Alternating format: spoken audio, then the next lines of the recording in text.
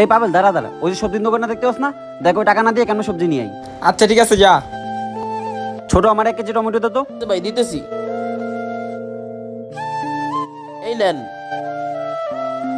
এক কাজ কর, ওখান থেকে একটা পেঁপে দে। না থাক, লাগবো না। টাকাটা? আর তোর সামনে তো মাত্র টাকাটা রাখলাম, দেখ কোন জায়গায় আছে। ভাই টাকাটা যে কই রাখলো, তো কোনো বেচা কিনা নাই। একটা কাস্টমার পাইছি, তাও আবার বেচে টাকাটা হারাইছি। দেখছিস পাবেল কেন আমি টাকা ছাড়া টমেটো নিয়ে এলাম। ঠিক আছে তুই দাঁড়া, দেখ আবার আমি কেমনে নিয়ে আহি। ছোট ভাই আমার এই দুটা বেগুন দাও তো। ভাই দিতেছি। এই নাও তোমার টাকা।